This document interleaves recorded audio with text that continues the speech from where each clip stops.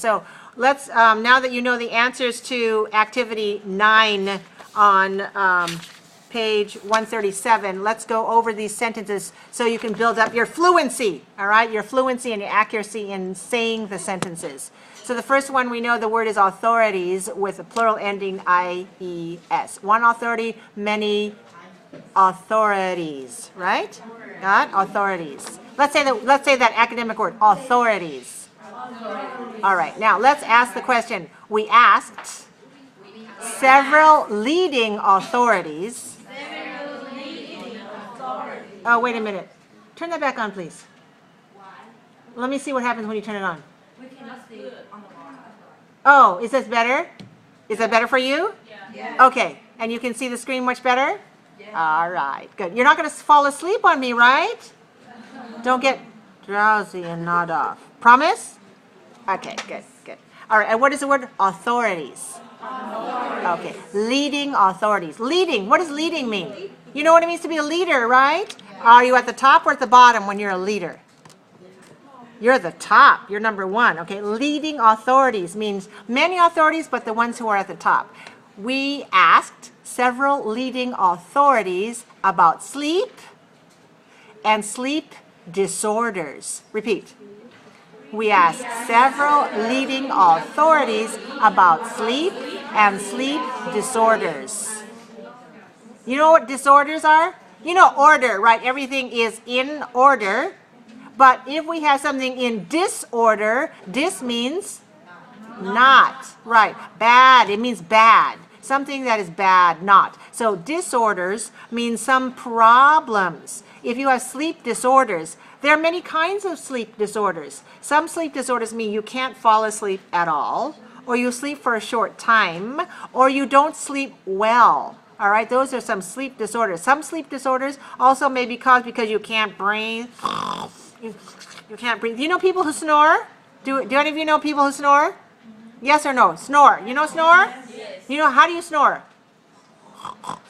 That's because your air passages are not open and there's some blockage, some obstacle. So in many cases, it's a sleep disorder. It prevents someone from sleeping well. And there are things that you can do to correct this problem. All right? So we asked several leading leading authorities about sleep and sleep disorders. Number 2, they gave us both general and specific information about sleep. They gave us both general and specific information about sleep. They gave us...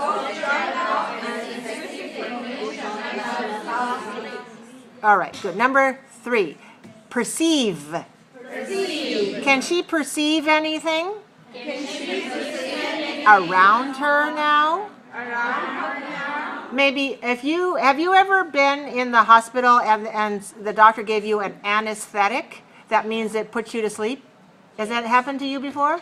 Some of you had this experience. Or maybe in your family you know somebody and then that puts them to sleep and they do not feel it when they have an operation, then it doesn't hurt, right? Or maybe you have a local anesthetic for your dental problem and they don't put your whole body to sleep, but they put anesthetic and then you can't feel anything.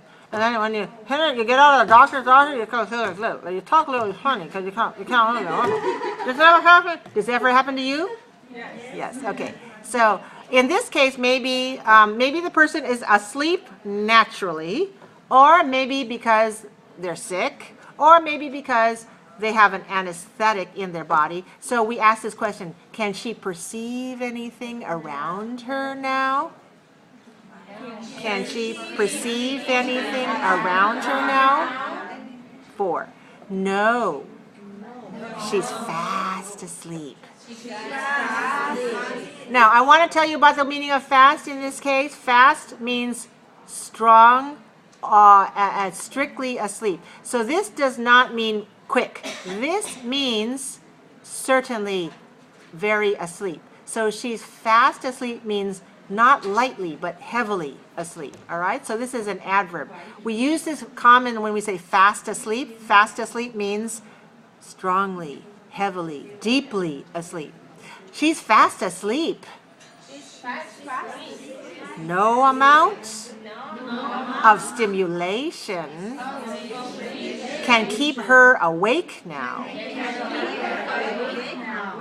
So stimulation can be turn on the light and then she sees it, or make a loud noise and she hears it, or hit her on the hand and she feels it, or put some smell and she smells it, or put something in her mouth and she so no amount of stimulation can wake her now. That means she's fast asleep and you can't wake her up. Don't worry, you can make noise, you can dance around her and she doesn't care because she can't hear it, she can't perceive it. No amount of stimulation can keep her awake now. Number 5, the word is emphasize. Emphasize. This is a verb. What do the sleep experts emphasize? What do the sleep experts emphasize? They recommend that we concentrate on healthy sleep behavior. You know, behavior is action, our habit. So everybody goes to sleep. Do you go to sleep at night? Because we have a class in the daytime, you go to sleep at night? Okay, yeah. All right, so your sleep behavior means the actions that you usually do when you go to sleep, when you are asleep, before you go to sleep. There are some things that are healthy sleep behaviors and some things that are unhealthy sleep behaviors. So the experts emphasize what? They recommend that we concentrate, we focus on, we try to do more of what? Healthy sleep behavior, and try to get rid of our unhealthy sleep habits. Number 7, what's the verb? Conduct. Conduct. Do they conduct studies on sleepiness? Sleepiness is a noun. Sleepiness. Just like happy, happiness. Sleepy, sleepiness, right? Do they conduct studies on sleepiness? Do they conduct studies on sleepiness? Yes, that's what the sleep researchers do. Yes, and they measure the subject's performance on physical and mental tasks. All right, a subject means someone who is part of a research study. So, for example, if you go to the sleep clinic because you need a sleep study, the scientists will have you sleep in a room and they will put electrodes on your head and your different parts of your body, and they will hook these up to a monitor, and the monitor will show you or show them how your body is functioning during your sleep time, and they can give you some recommendations about your sleep habits to make it better. So that's a sleep study. For example, my daughter told me a colleague of hers, a coworker of hers, didn't wake up on time several times for his work. So he couldn't wake up. Something was wrong, even though he had an alarm clock. Maybe he just didn't wake up. So then his supervisor, of course this is bad for his job, right? So he could get fired. But they don't want to fire him. The company is very good. They said, maybe you have a sleep problem and we can fix it. Or the doctors can fix it. We're not just going to fire you because you're late. We'll say, you need to go and have a sleep study. So he had to go to a sleep clinic, and that's where they, do all this, and they did a sleep study. So that person is called a subject, like a patient. In other words, like a patient. Medically, you could call it a patient, but in many kinds of studies, they are not patients. For example, if I do an educational study and I want to find out what all my students do, I will say you are all subjects of research. So in this sentence, when they say they use both subjective and objective, I'm skipping. Okay, I'm going to go back to number 8. Yes, and they measure the subject's performance on physical and mental tasks. So after you take a test, not a task, if you take a test, and in the test there are many tasks that you have to do. Some of the tasks are, can you run this fast, or can you move the cups around this fast? And some of them are mental tasks where you have to think, use your mind, and answer the question. They find out how fast you can do it, or how well you can do it, then they can get some data and information about your responses. So you could be a subject of research. They measure your performance. Number 9 says, what kind of data do the scientists use in their research? What kind of data do the scientists use in their research? What kind of data do the scientists use in their research?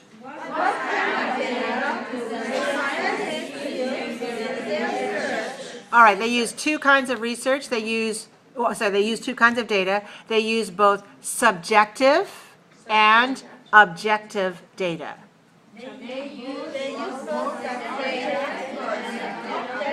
They use both subjective and objective data.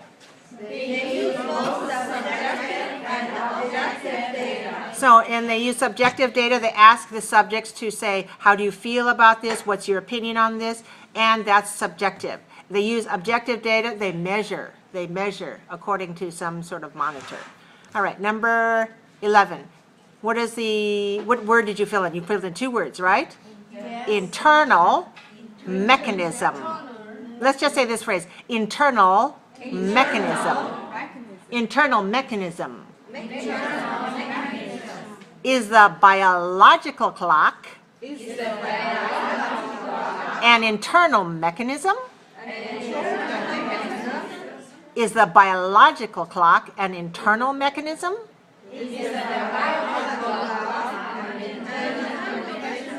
Okay, I don't mean the clock on the wall. I don't mean this timepiece, but the biological clock means about the biology of an organism like a human being. And the answer is yes. Yes.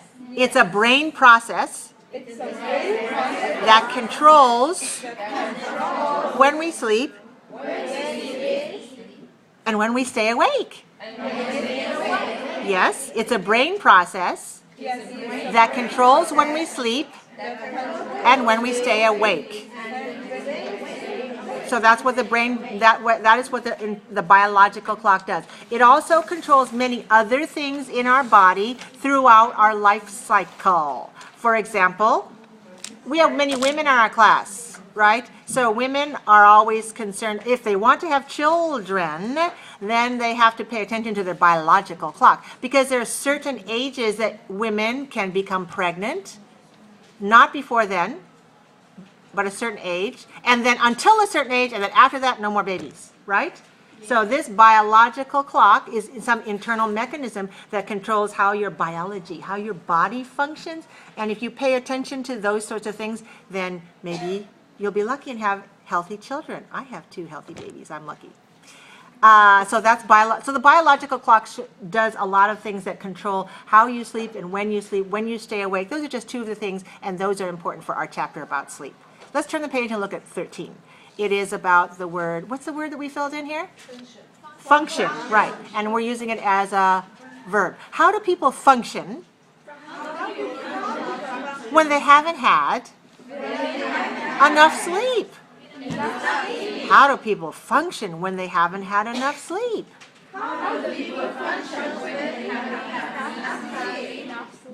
Very poorly.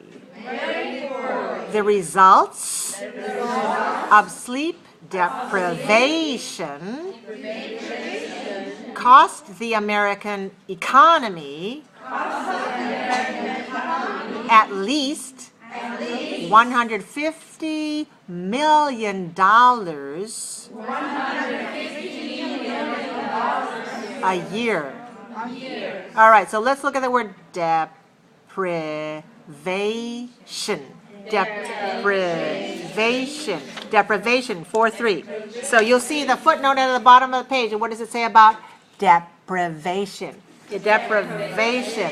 So it says that this is the action. You know, action means an action of something, so action of depriving. So you have to know the word deprive. So if deprive means you don't let this happen, you take it away, you hold it back, you prevent somebody from having it, that means you deprive someone. So sleep deprivation is the action of being deprived or lacking something that is needed to be healthy or happy. So if you need sleep, but you deprive your body of sleep, you stay awake all the time and you don't sleep well, then you may suffer from sleep deprivation. And the results of sleep deprivation cost